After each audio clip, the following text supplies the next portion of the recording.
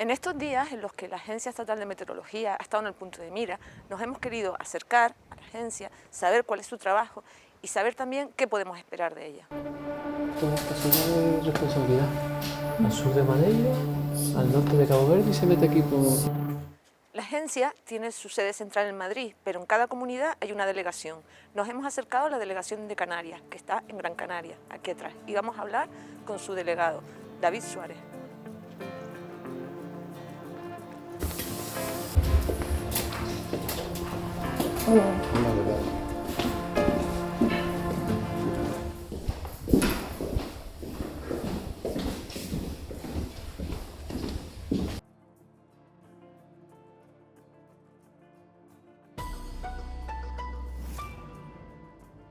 ¿Cuántas personas trabajan aquí y qué tienen que estudiar para poder llegar a trabajar en la AMET?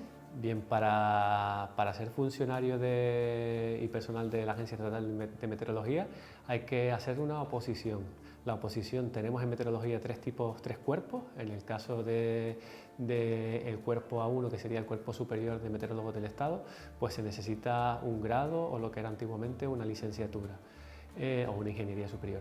Para el cuerpo de A2, que son los diplomados en meteorología, ahora con el cambio también de titulaciones, con un grado se podría acceder a este cuerpo. Y por último tenemos el cuerpo C1, que es el cuerpo de observadores de meteorología del Estado. Para acceder a este cuerpo hace falta tener un bachiller. Hay que tener en cuenta que los tres cuerpos, las oposiciones, los exámenes, son de tipo muy científico, es decir, aparte de meteorología y climatología, en distintos grados en función de la responsabilidad que vaya a tener el funcionario y el área de conocimiento que tenga que tener, pues además tienen que tener pues un buen bagaje en matemáticas y física. Debido a este bagaje que hay que tener en la oposición, lo que suele el perfil de funcionarios, de personas que suelen acceder a la oposición, son o licenciados o graduados en física, o licenciados o graduados en ciencias del mar, ingenieros, digamos, estudios que tengan como mucha base de matemáticas y de física. Hay que tener en cuenta que las competencias de meteorología en España, a través de la Constitución, las ostenta el Estado y las realiza a través de la Agencia Estatal de Meteorología. Y por tanto que para ser meteorólogo en España hay que ser funcionario de la Agencia Estatal de Meteorología. Explícanos la diferencia que hay entre el pronóstico, la probabilidad y la predicción. Vale, el pronóstico y predicción es lo mismo. Hacemos lo que queremos saber es el estado futuro de la atmósfera en un lugar determinado y para un alcance determinado, ¿no? Hay que tener en cuenta que cuando se da un pronóstico se dice, aparte de todas las variables meteorológicas, hay que definir un lugar y un tiempo, es decir, necesitamos el espacio-tiempo y damos el pronóstico. En cuanto a la probabilidad, es que debido a que la atmósfera es un sistema caótico y que por definición los sistemas caóticos son impredecibles, lo que intentamos es darle un grado de certeza a ese pronóstico. ¿Qué significa esto? Que utilizamos un lenguaje que habla que utilizamos términos de probabilidad. Estos términos de probabilidad conllevan un porcentaje de ocurrencia del fenómeno. Por ejemplo, para poner un ejemplo, si en un boletín de predicción dice que hay una posibilidad o una baja probabilidad de precipitación en un lugar determinado, lo que queremos decir es que hay una probabilidad entre un 10 y un 40 de esa probabilidad de lluvia, que ocurra ese fenómeno de lluvia en ese lugar determinado. Si decimos que las precipitaciones son probables, nos referimos a que hay entre un 40 y un 70% de probabilidad de ocurrencia. Cuando obviamos que va a haber precipitaciones, realmente lo que estamos diciendo es que hay una probabilidad inferior al 10%. Es decir, que si no decimos nada en un boletín sobre lluvia, incluso habría una muy baja probabilidad, por debajo de un 10%. Y cuando decimos lluvias, no añadimos ningún término. Los meteorólogos estamos seguros que va a llover y en meteorología seguros es por encima de un 70%. Esto es muy importante porque los avisos que emitimos desde la Agencia Estatal de Meteorología siempre tienen un grado de probabilidad, de certeza. Entonces, en función de ese grado de certeza, pues evidentemente puede ser más probable que ocurra un fenómeno o no. Hay que tener en cuenta que también dentro de los avisos, que seguramente ahondaremos un poco más en la entrevista, hay una zona de aviso. Es decir, que muchas veces llega a la prensa, pues aviso de lluvias en Canarias, pero dentro de Canarias tenemos una zonificación que es muy compleja. Tenemos lo que es dentro de las islas, tenemos en total 13 zonas de aviso dentro de las islas, más las zonas costeras que podrían incluir avisos por fenómenos meteorológicos adversos en costa. Si comparamos el territorio canario con, por ejemplo, la Comunidad Autónoma de Madrid, en Canarias tenemos 13 zonas y la Comunidad de Madrid tiene solo 3 zonas. Por lo tanto, intentamos afinar más porque evidentemente la orografía de Canarias hace, y la diferencia y la separación entre islas, pues evidentemente nos hace tener un número de zonas mayor que en otras zonas de... Claro, o sea que estamos añadiendo al sistema caótico, como decías antes, de la atmósfera, estamos añadiendo las dificultades de la orografía, ¿no? de los propios territorios. De la insularidad y de la orografía, exacto. Entonces tenemos una zona que es Lanzarote, otra zona que es Fuerteventura, en Gran Canaria pues tenemos 3 zonas, en Tenerife otras 3, y eso pues complica mucho desde el punto de vista técnico al meteorólogo que tenía que emitir un aviso, porque tiene que intentar ser muy preciso dentro de esa zona. Y dentro de esa zona, evidentemente, tenemos que tener en cuenta que, aunque pongamos, pues yo qué sé, la zona metropolitana de Tenerife, que lleva pues una zona que es la zona de la Laguna, la zona de Santa Cruz y demás, es una zona que, digamos que en cuanto a porcentaje de territorio es pequeña, pero en cuanto a población puede ser muy grande.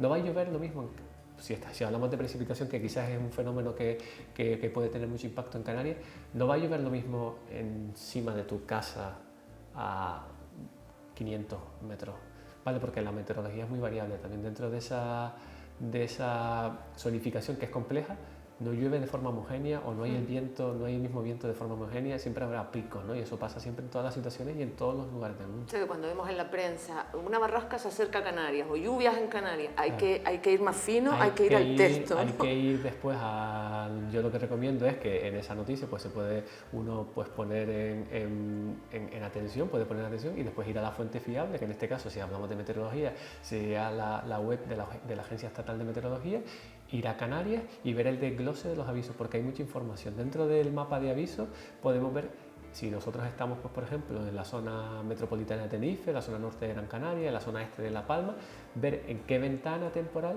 podemos tener un aviso o no tener un aviso. Tenemos 4 niveles de aviso. Del verde, que ya sería un nivel de aviso, es decir, está la cosa tranquila, los meteorólogos no esperan que haya un escenario que pueda desencadenar una situación complicada, hasta un aviso de nivel rojo, es decir, tenemos 4 niveles de aviso. A veces no hablamos del verde, pero el verde también es un nivel de aviso. Claro. Entonces sí que es importante que después desengranemos esa información y dentro de ese aviso pues veamos qué fenómeno hay, qué ventana temporal hay, qué probabilidad hay, porque evidentemente si yo te pongo en la balanza una baja probabilidad de un aviso amarillo y una baja probabilidad de un aviso rojo, pues a lo mejor con una situación de aviso amarillo con una baja probabilidad le está diciendo a la población es poco probable que suceda una situación que no tiene mucho impacto, excepto para algunas actividades concretas. Cuidado, hay una baja probabilidad, pero la situación puede ser extrema. Claro. Sí, porque quería preguntarte precisamente por ese nivel de certeza, ¿no?, del que estábamos hablando. Estamos acostumbrados a pensar en ciencia y un nivel de certeza bastante alto, pero en la meteorología, entiendo que por lo que decías antes de ese sistema caótico, la certeza no vamos a dar nunca con el 100% de certeza. En meteorología la certeza no existe al 100%, evidentemente. Hacemos la predicción con grados de probabilidad. Dentro de esa probabilidad, pues evidentemente cuanto más alta sea, más seguros estamos que puede ocurrir un fenómeno. Incluso en situaciones de alta estabilidad, con una persistencia anticiclónica, pues tenemos una alta certeza que esa situación pueda durar varios días, ¿no? Y vemos la situación típica de verano. Pero incluso esa situación de alta estabilidad pues puede provocar, pues no sé, algún problema en los rodeos, que baje mucho la nube y se forme niebla. Es decir, que lo que es certeza al 100% no hay. Hablamos digamos que como de grupos de probabilidad.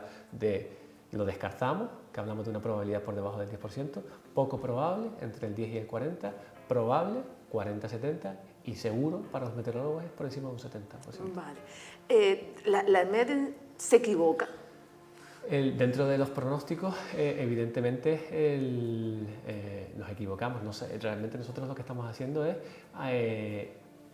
hacer un pronóstico del estado futuro de la atmósfera. El estado futuro de la atmósfera depende del estado presente y de cómo ese estado presente puede cambiar debido a los procesos físicos. Hay que tener en cuenta que las herramientas que utilizamos, la principal para hacer predicción, son los modelos numéricos de predicción del tiempo. No utilizamos otras técnicas, sino los modelos numéricos de predicción del tiempo, que lo que hacen es simulan el comportamiento de la atmósfera hacia futuro. Es una simulación. Para ello, utilizan una gran cantidad de datos y por tanto estamos haciendo una visión hacia el futuro. Por lo tanto, evidentemente las predicciones pueden haber fallos. Para que la gente sepa un poco cómo trabajamos, una vez que emitimos el aviso y hacemos el seguimiento de la situación, los avisos los emitimos bajo el paraguas del Plan Nacional que se llama Plan Nacional de Meteoalerta, que es por lo que es el que lleva el riesgo de fenómenos meteorológicos, y en ese plan pues hay una serie de instrucciones las cuales tenemos que seguir. Emitimos los avisos en la ventana de las 72 horas, es decir, pues el día de hoy, mañana y pasado, porque es cuando más certeza tenemos. Evidentemente no podemos emitir un aviso a 10 días. Podemos avisar que estamos vigilando una situación de aquí a 10 días, que puede tener un potencial. Tenemos otras herramientas como la predicción a largo plazo, como las notas informativas, pero digamos que la toma de decisiones de aviso se hace en esas primeras 72 horas, porque evidentemente la incertidumbre de los modelos es menor. A partir de ahí, pues emitimos los avisos y seguiríamos con el proceso. Claro, estaba recordando ahora mientras hablabas el MIN, ¿no? que efectivamente estuvo avisando mucho antes porque se estaba acercando a Canarias, ¿no? Claro, en ese caso incluso con Hermín analizábamos tanto las predicciones que teníamos propias como las predicciones que hacíamos el seguimiento y la cooperación, la colaboración con el Centro Nacional de Huracanes que lleva la cuenca atlántica, que es el de Miami, y veíamos cómo las dos predicciones convergían. A partir de esa convergencia, incluso previo a la formación del ciclón, ya avisamos al Gobierno de Canarias, que es quien tiene las competencias en protección civil, para informar que había una situación de potencial impacto en Canarias, y a partir de ahí pues ya saben lo que sucedió. Es importante que sepan también pues todas las personas que puedan ver este vídeo que a partir de esa predicción, una vez que pasa el aviso, no nos olvidamos de esa situación, sino que hacemos una verificación objetiva. Hay una serie de métodos para hacer una verificación objetiva. Entonces se hace una verificación objetiva y se hace un informe mensual con todos los avisos que hemos emitido, y ahí se ve pues, que el número de falsas alarmas que hemos emitido, el número de avisos que han estado correctamente, el número de avisos que han estado incorrectos, y se hace un informe para, evidentemente, con el fin de mejorar. Y además tenemos un criterio de calidad que se establece a principios de año para muchos indicadores. Uno de ellos es el grado de acierto de los avisos, y hay que tener en cuenta que estamos por encima del 90% en toda España. Realmente estamos entre el 95 y el 97, pero por encima del 90, y eso porque se hace un trabajo de verificación, es decir, no emitimos un aviso y nos olvidamos de la situación, sino que se hace un seguimiento a posteriori.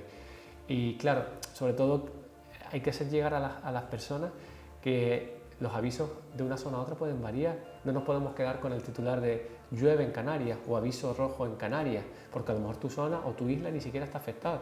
Entonces sí que hay que ser un poco más consecuente con esa información que nos llega, ir hacia el final, y después evidentemente pues seguir todas las recomendaciones que se saquen. La MEN, que lo has dicho con anterioridad, ¿no? No emite alertas, lo que emite son avisos. Exacto, nuestras competencias son es la información meteorológica, suministrar la información meteorológica. Entonces nosotros como sistema de alerta temprana, como te comentaba, hacemos la emisión de avisos por fenómenos meteorológicos adversos. A partir de esa información, como trabajamos en Canarias, es que esa información llega de forma automática, llega a toda la población, en todas las comunidades autónomas y desde Madrid, desde servicios centrales también. Es decir, una vez que nosotros, la predictora que esté de servicio, que esté operativo, emite un aviso en la aplicación que tenemos para emitir avisos, sale automáticamente a nuestra web y a nuestras redes sociales. Es decir, que cualquier persona podría estar informado desde el minuto cero. Y a partir de ahí, pues evidentemente establecemos los protocolos de comunicación para que, en este caso, el Gobierno de Canarias, que es quien después el que tiene las competencias en protección civil, cuente con esa información, y además que cuente con nuestro asesoramiento, porque evidentemente ellos no tienen por qué ser meteorólogos y tampoco tienen por qué ser expertos en meteorología. De hecho, pues yo no soy experto en protección civil. Entonces es muy importante resaltar esa colaboración que tiene que haber y que hay, que es muy buena en el caso de de AEMET Canarias tenemos una relación que es muy fluida y prácticamente diariamente hablamos tanto con los técnicos como el equipo directivo para que estén informados si hay una situación que puede tener potencial. Claro, o sea que eso que por ejemplo se ha escuchado con lo de la Dana, la catástrofe en Valencia, es que la AEMET no puede hacer nada más que avisar. Claro, nosotros damos como la materia prima para que después se puedan tomar medidas de cara a la protección civil, pero claro, en AEMET no tenemos competencia para protección civil. A mí a veces pues amigos conocidos me preguntan, ¿van a suspender las clases? Y yo explico, nosotros no suspendemos las clases, nosotros damos la información, es decir, mañana hay un aviso naranja, eso te lo puedo decir yo, o te puedo decir con qué grado de probabilidad vamos a tener una situación que sea de aviso naranja mañana o pasado. Pero nosotros no tenemos competencias en protección civil. Leí también hace nada, ¿no? que alguien también criticaba diciendo que es que la AEMET emite demasiados avisos. Me estabas diciendo en ese momento que ustedes además hacen el seguimiento. Imagino que en ese seguimiento se dan cuenta, como me decías, con el 95% de acierto, es decir, no es demasiado, son los que son, ¿no? Claro, evidentemente los avisos que más se ponen son los avisos de nivel amarillo porque tienen un umbral más bajo, pero por ejemplo el último rojo que hemos emitido aquí, sin ser por temperatura, pues fue hace ya más de 2 años, ¿no? Es decir, se supone que los avisos amarillos evidentemente pueden ser, y de hecho son más frecuentes, pero los avisos de nivel rojo, lo lógico es que los tengas que poner para cada variable, a lo mejor uno cada un par de años, es decir, no se repiten. Ponemos los avisos que necesitamos poner, tampoco debemos tener miedo a emitir avisos si es necesario. Tendremos que poner, es decir, nosotros no sabemos cómo va a estar el tiempo mañana, más allá del análisis científico y riguroso que hacemos de los modelos. Si un modelo operativo nos da que puede haber con alta probabilidad un episodio de impacto, vamos a emitir los avisos. No podemos, digamos, que contaminarnos porque se diga que emitimos muchos avisos. Nosotros tenemos la responsabilidad de emitir los avisos que sean necesarios y lo seguiremos haciendo. Lo que mata no es la milonga del cambio climático, que no es científico. Lo que matan son las políticas ecologistas de la izquierda. Y la AEMET, ¿no? Como entidad científica, se están barrando en el terreno político, pero yo lo ligo con el cambio climático. Quiero decir que si no fuera por el cambio climático, se le haría políticamente tanto caso pues, como a otras agencias científicas, ¿no? Sí, yo creo que el queso viene, yo creo que hay un par de vertientes, ¿no? La primera vertiente es que todo el mundo opina de la meteorología, todo el mundo pues parece que sabe de meteorología y es un tema que es muy casi que tema nacional, casi como fútbol, ¿no? Todo el mundo hablamos de meteorología. Entonces hay una gran comunidad de aficionados en meteorología, en redes sociales, que además aportan su granito de arena o hacen sus análisis y que los publican. Sí, puede ser que nos afecte el impacto del cambio climático que estamos padeciendo en las últimas décadas. Evidentemente, pues puede ser que afecte a esas personas que son negacionistas, que opinen en contra de la información que sale de la Agencia Estatal de Meteorología. Hay que tener en cuenta que, como has comentado anteriormente, la Agencia Estatal de Meteorología es un ente que es puramente científico, técnico y operativo, es decir, nosotros estamos para la operativa, para emitir los avisos y somos funcionarios del Estado que somos independientes del gobierno, es decir, todos entramos con una oposición, nadie nos pregunta a quién votamos y por lo tanto somos un ente que hay que tener en cuenta que la administración y gobierno no es lo mismo. También leí otra crítica, por ejemplo, que era decir, la AEMET ahora habla de Dana y no de gota fría. ¿Por qué no la llaman gota fría como toda la vida? Sí, digamos que porque a veces los términos se desvirtúan, ¿no? Y son términos que pueden ser técnicos, que después se adoptan y se asocian, y eso es peligroso, asociar una estructura meteorológica a una catástrofe, por ejemplo, ¿no? El gota fría se utilizaba mucho a final de los 80 o en los 90 y se asociaba mucho a esas inundaciones que habían en el Mediterráneo. Se empezó después a llamar Dana y ahora se utiliza con mucha normalidad. Y Dana es el acrónimo de depresión aislada a niveles altos, corresponde a una estructura meteorológica. Las Danas no son sinónimos de inundaciones y de hecho en muchas situaciones pasan Danas por encima de Canarias y no nos enteramos porque las condiciones atmosféricas no son favorables para que haya desarrollo de convección. Podemos tener una situación de estabilidad en niveles medios bajos de la troposfera y tener una Dana por encima y que no nos enteramos. Es decir, que hay que también utilizar esos términos con cierto rigor científico. Dana significa una cosa, pero no siempre va a conllevar las mismas consecuencias que, por ejemplo, la que hemos vivido recientemente, o la que estamos ahora. Me parece interesante lo que estás diciendo, porque creo que con Dana está pasando como con gotas frías. Claro. En los titulares, al menos, de la prensa. Probablemente, claro, cuando las personas que a lo mejor pues, no hacen un seguimiento de la meteorología o que tienen menos conocimiento y no saben a qué viene la Dana, cuando escuchen o lean en un periódico Dana, Dana, Dana, quizás se pueden asustar porque asocian, ¿no? O igual que una persona que a lo mejor no viva en Canarias y haya visto la situación de la Calima de 2020 y vea Calima y a lo mejor va a viajar a Canarias y lea Calima, pues a lo mejor asocia, y no todas las Calimas son iguales, ¿no? Eso lo tenemos claro. Las Danas tampoco son todas iguales. Y Dana, ya digo, no es sinónimo ni de tormenta ni sinónimo de inundaciones. Es sinónimo de lo que significa, que es una estructura que está aislada en niveles medios de la troposfera. Quería enseñarte un vídeo. Los llamaban asesinos, lo pagaréis, criminales y miserables.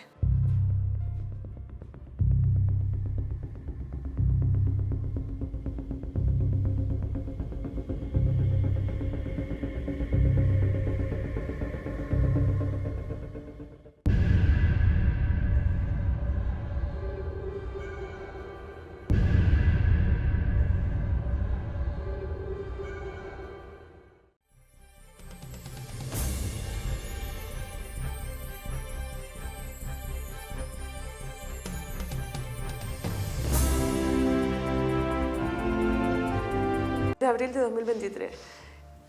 Claro, pero es que lo mismo hemos visto ahora con la catástrofe en Valencia. A los trabajadores y las trabajadoras de la EMET, bueno, tú decías que en Canarias se les respeta bastante, pero tienes muchos compañeros en la península, claro. Sí, evidentemente no es plato de buen gusto pues que te insulten o que puedan hacer pues ese tipo de agresiones, ¿no? A través de redes sociales o a través de correos electrónicos o incluso a través de llamadas, ¿no? Yo solo recibí una vez una llamada un poco extraña, pero al menos en redes sociales sí que intento un poco, pues si hay críticas que son constructivas, evidentemente tomamos nota. Ahora, críticas que sean sin fundamento y al final estás atacando la ciencia. Es como si, no sé, como si a los médicos se les fuese al hospital que está haciendo todo lo posible por salvar a gente, o no sé, o a científicos que están desarrollando, pues se les insultase así. Entiendo que en cada crisis hay un grupo de la población que puede estar muy secada y que puede tener desinformación y lo pagan pues haciendo este tipo de agresiones, y la verdad que evidentemente bajo mi punto de vista no es recomendable atacar a la ciencia, que al fin y al cabo nosotros somos servidores públicos, somos funcionarios, no estamos aquí trabajando por dinero. Yo creo que todo el mundo sabe lo que cobra un funcionario porque está publicado en el BOE, y evidentemente no estamos aquí por amor al trabajo, amor a la ciencia, y que te agredan así directamente y públicamente y a veces con perfiles que no tienen ni cara ni nombre, porque no sé, yo me siento con cualquier persona que quiera hablar de meteorología, que tenga pues un mínimo de respeto, podrá tener una opinión totalmente diferente a la mía, pero con respeto creo que podemos hablar de cualquier tema. Ahora ya con falta de respeto, pues evidentemente yo al menos, bueno, personas que tienen falta de respeto directamente es que no las tendría muy en cuenta. Y nosotros intentamos hacer nuestro trabajo cada día de la mejor forma posible. ¿Por qué? Porque esto redunda en los ciudadanos. Y los ciudadanos somos todos, son mis hijos que van al cole y que si se suspenden las clases no van al cole, es mi madre y somos todos los ciudadanos. Entonces por ese lado, ya digo, yo trabajo bastante tranquilo, intento que si hay alguna crítica que llegue a mí, que no afecte a mi equipo, y trabajar con el máximo respaldo y trabajar por y para la ciudadanía, porque digo, somos servidores públicos y no estamos aquí para hacernos ricos. Una última, imagínate en un mundo distópico, la EMET no existe, viene un nuevo gobierno y la cierra. ¿Cómo crees que nos afectaría a la ciudadanía? ¿Cómo nos afectaría? Pues afectaría de tal punto que no seríamos capaces de determinar si un fenómeno meteorológico adverso puede tener impacto en tu vida o no, ¿vale? Entonces, y eso pasa con cualquier riesgo. Si no tenemos una administración, sin un personal que vigile ese riesgo, como puede ser una erupción volcánica, un tsunami, cualquier tipo de riesgo natural al que estamos expuestos, pues evidentemente tendríamos menos probabilidad de sobrevivir. Claro, porque no solamente, por ejemplo, no es solamente que yo consulte el tiempo a ver si me voy de acampada o no me voy. Me imagino los aviones, los barcos. Claro, evidentemente la información meteorológica está detrás de prácticamente todos los sectores de la vida. Incluso pues tiene muchas interconexiones que a lo mejor no pensamos de una primera, pero puede tener, pues, y de hecho tiene pues impacto en la disponibilidad de agua, en la disponibilidad de alimentos, como sabemos, que hay cultivos, si no hay cultivos. Es decir, cualquier noticia, cualquier sector siempre tiene la coletilla del impacto que puede tener pues un tipo de situación o un tipo de clima en ese sector.